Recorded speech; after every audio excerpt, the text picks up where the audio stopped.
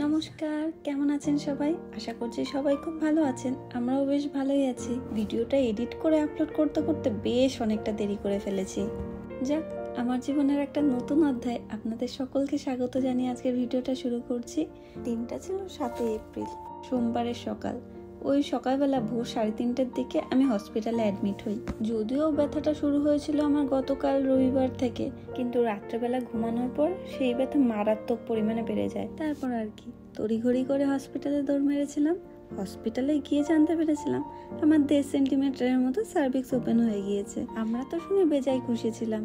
আজই হয়তো আমি আমার বাবুটার মুখ দেখতে পারবো। 5:30টার দিকে হসপিটাল থেকে বাড়িতে ফিরে গিয়ে আবারও অ্যাডমিট হয়েছিলাম ওই 9টার দিকে। সকাল থেকেই ছিলাম না খাওয়া, আর হসপিটালে যাওয়ার পর বেশ কিছু টেস্ট করতে করতে বেজে গিয়েছিল 1টা। ফাইনালি অ্যাডমিট হওয়ার পর আমাকে দিয়ে দিয়েছিল লাঞ্চ, আর দেওয়ার সময় একটা নার্স বলে গিয়েছিল এখনই পেট ভরে জানি আমি খেয়ে নিই, এরপর যখন মারাত্মক পরিমাণে ব্যথাটা উঠে যাবে তখন আর আমি কিছুই খেতে পারবো না।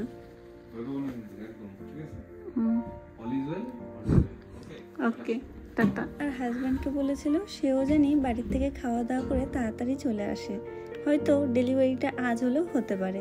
আমি যখন অ্যাডমিট হয়েছিলাম তখন আমার ব্যথার ডিউরেশন ছিল 10 মিনিট অন্তর অন্তর। যখন ব্যথা থাকছিল না তখন বেশ ভালোই ছিলাম, আর যখন ব্যথা উঠছে তখন আমায় কে দেখে। তারই এক ফাঁকে আমার ছোট্ট রুমটার একটা ছোট্ট ক্লিপ নেওয়া। আমার রুমটা সেরকম একটা বড় ছিল না, তার মধ্যে ছিল একটা টিভি, একটা ছোট্ট ফ্রিজ। আর টিভিটাকে আমি একদমই চালিয়ে দেখিনি, ফ্রিজটাকে অবশ্যই ইউজ করেছিলাম ওই জল টল রাখতে। এছাড়া দিয়েছিল এই ম্যাটারনিটি ব্যাগটা, যেটার মধ্যে সুন্দর করে জাপানিজে আমার নাম লেখা। আর এই ছোট্ট ব্যাগের মধ্যে ছিল অনেক কিছু। প্রথমেই নজরে পড়ে গিয়েছিল এই ছোট্ট বইটা, যেটার মধ্যে ওই বেবির পায়ের আর হাতের ছাপ তুলে রাখা যাবে। এছাড়াও ছিল ওই ম্যাটারনিটি প্যাড, প্যান্টিজ, হসপিটালে থাকাকালীন ওই স্নান করার জন্য বডি ওয়াশ, শ্যাম্পু। এছাড়া একটা ছোট্ট কোম দিয়েছিল, যেটা আমি একদমই ইউজ করে পছন্দ হয়নি। শেষমেশ আমি বাড়ির থেকে আমার রেগুলার ইউজের কোমটা আনিয়েছিলাম। আর শেষমেশ বেবির জন্য দিয়েছিল একটা সুন্দর সেরিমনি ড্রেস, যেটা পরেই আমি হসপিটাল থেকে ওকে বাড়িতে নিয়ে গিয়েছিলাম। এই ছোট্ট ঘরটার মধ্যে সব থেকে বেশিরভাগ সময় আমি যেখানে কাটিয়েছিলাম এই বেডটা, সেই দিনের ডেট দিয়ে আমার নাম লেখা ছিল বারাই সাহা আঞ্জারি। আমার মা বাবার দেওয়া অঞ্জলি নামটা জাপানে এসে আঞ্জারি হয়ে গিয়েছে। আর এই দিকে শেষমেশ আমার সব থেকে অপছন্দের একটা জিনিস ছিল এনএসটি রিপোর্টের এই মেশিনটা, যেটা আমার ডেলিভারির আগে পর্যন্ত যে কতবার করা হয়েছে, আর শেষমেশ ওই ব্যথার যন্ত্রণায় আমি এটার প্রতি বিরক্ত হয়ে গিয়েছিলাম। আমার সার্ভিক্স না খুব স্লোলি ওপেন হচ্ছিল। দুপুর পেরিয়ে এদিকে রাত হয়ে গিয়েছে, কিন্তু তখনও পর্যন্ত 3 সেন্টিমিটারও ওপেন হয়নি। দুপুরবেলা ভাবছিলাম যে এই ব্যথা উঠেছে, হয়তো রাতেবেলা ডিনারটা হয়তো খাওয়া হবে না, তাই দুপুরবেলা পেট ভরে খেয়েছিলাম। কিন্তু না, শেষ পর্যন্ত সেই রাত্রি হয়েই গেল। ওই সন্ধ্যা 6টার দিকে ডিনার দিয়ে গিয়েছিল, আর ডিনারে ছিল প্রপার জাপানিজ ফুড। দেখুন খাবারগুলো কত সুন্দরভাবে সাজানো। এখানে দেখে একবারও মনে হবে না যে আমি হসপিটালে ভর্তি। এই খাবারগুলোর মধ্যে চিংড়ি মাছ, কুমড়ো ভাজা আর সেদ্ধ ভেন্ডি ছাড়া আমি কিছুই চিনতে পারিনি। খাবারগুলো কিন্তু খেতে খুব একটা মন্দ ছিল না। জানেন তো, খাবারগুলোতে তেলের ছোঁয়া খুব কম থাকলেও মিষ্টির ছোঁয়া কিন্তু বেশ ভালোই ছিল। এর মধ্যে একটা ডিম ভাজা ছিল, আর ডিমটা খেয়ে আমি বুঝতে পেরেছিলাম তার মধ্যে বেশ ভালো পরিমাণে চিনি মেশানো ছিল। আমরা ডিম ভাজার সময় কিছু না দিলেও সামান্য একটু নুন দিয়ে ডিম ভেজে খেয়ে নিই, কিন্তু এরা নুনের পরিবর্তে চিনি দিয়ে ডিমটাকে ভেজেছিল। কেমন একটা মিষ্টি মিষ্টি ডিম ভাজা। খাবার দাবার শেষ করার পর ওই রাত্রি 10টার পর থেকে আমার ব্যথার তীব্রতা আরও বাড়তে থাকে, আর ডিউরেশনও কমতে থাকে। ওইদিকে ওকে তো বাড়িতে পাঠিয়ে দিয়েছিল, আর ডক্টর বলেছিল যে ডেলিভারির আগে ওরা ফোন করে ডেকে নেবে। কিন্তু আমার ব্যথা এত পরিমাণে হচ্ছিল, আমি ওকে ফোন করে ডেকে নিয়েছিলাম। এইদিকে আমি একা একা ছিলাম। ওদেরকে যখন ডাকছিলাম ওরা একবার এসে চেক করে যাচ্ছিল, আর পুরো সময়টাতে আমি একা একা ছিলাম। আর আমি জানি না, আমার ওই সময়টাতে ভীষণ পরিমাণে কান্না পাচ্ছিল, আর খুব পরিমাণে মার কথা মনে পড়ছিল। তাই আমি শেষমেশ না পেরে ওকে ডাক দিয়েছিলাম। সোমবার পেরিয়ে মঙ্গলবার যায়, আর মঙ্গলবার পেরিয়ে বুধবার। বুধবার সকালবেলা আমি জানতে পারি তখনও আমার সার্ভিক্সের ওপেনিং 4.5 সেন্টিমিটার। টানা 52 ঘন্টা ব্যথা সহ্য করে ওয়াটার ব্রেক হওয়ার পর আর বেবি সাপোর্ট কমে যাওয়ার পর সব কষ্ট জলে দিয়ে শেষে সিজারিয়ান ডেলিভারি করতে লাগে। অপারেশনের পর যখন আমার বাচ্চাটাকে প্রথমবারের জন্য আমার সামনে নিয়ে আসে তখন আমার হাতটা থরথর করে কাঁপছিল, আমার কানটা স্তব্ধ হয়ে গিয়েছিল। এক নার্স এসে বাচ্চাটাকে আমার গালের সাথে ঠেকায়, আর তখন জানি না বাচ্চাটা আমার দিকে এক দৃষ্টিতে তাকিয়েছিল, আর আমার এত কান্না পাচ্ছিল, আমার চোখ দিয়ে একাই জল বেরিয়ে যাচ্ছিল। যাক, কথায় আছে না, যা শেষ ভালো তা সব ভালো।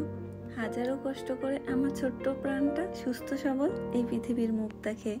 ওইদিকে আমি তো ছিলাম ওটিতে, আর এইদিকে এই ক্লিপগুলো আমার হাজবেন্ড তুলেছিল।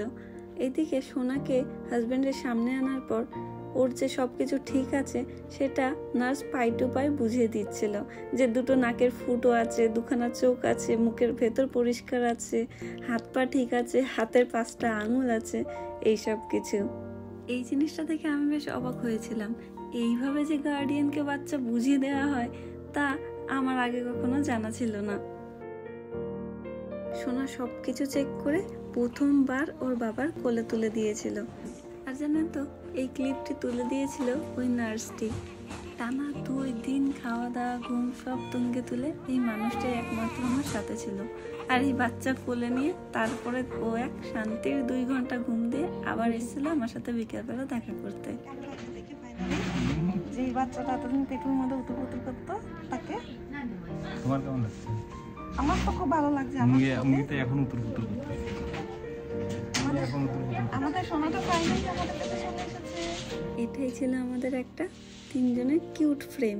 অপারেশনের আগে হাজব্যান্ড ছাড়া কাউকে অ্যালাউ না করলেও অপারেশনের পরে বাড়ির লোককে অ্যালাউ করতো, কিন্তু এই বিদেশের বাড়িতে বাড়ির লোকই বা কোথায়। তারপরও হাজব্যান্ডের সাথে এসেছিল আমার এই কাকি শাশুড়ি, ইয়াং কাকি শাশুড়ি। আর তার আমার বাচ্চাটাকে দেখার পর একটা বড় প্রশ্ন ছিল যে এত বড় একটা মানুষ এই পেটের মধ্যে কেমনে ছিল। পেটের মধ্যে ছিল, ওটাই আমিও ভাবছি, এই এত বড় মানুষটা পেটের মধ্যে ছিল, কি করে ছিল, কষ্ট হয় নাই? ভিজিটিং আওয়ার ছিল 3 ঘন্টার। ওরা চলে যাওয়ার পর বাচ্চাটাকে কিছুক্ষণ আমার কাছে রেখেছিল ওই খাওয়ানোর জন্য, আবার কিছুক্ষণ পর নিয়ে চলে যাবে। ওই খাইয়েটাইয়ে আমি ওর সাথে একটু গল্প করছিলাম। আমার বাবা, আমার সোনাটা কই, আমার সোনাটা কই?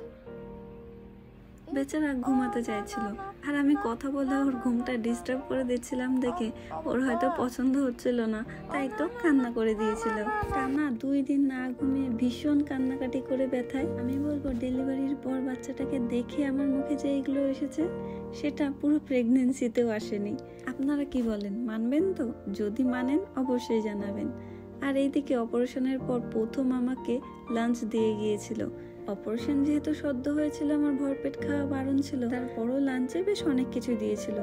অল্প একটু সাদা ভাত, কর্ন সেদ্ধ, মাছ সেদ্ধ, আর ছিল জাপানিজ একটা পালং শাকের স্যালাড। যাক, আজকের ভিডিওটা তাহলে এখানেই শেষ করছি। ভিডিওটা ভালো লাগলে লাইক করে দেবেন, আর আমার চ্যানেলে যদি নতুন হয়ে থাকেন প্লিজ চ্যানেলটা সাবস্ক্রাইব করে দেবেন। আবারও দেখা হবে অন্য কোনো একটা ভিডিওতে।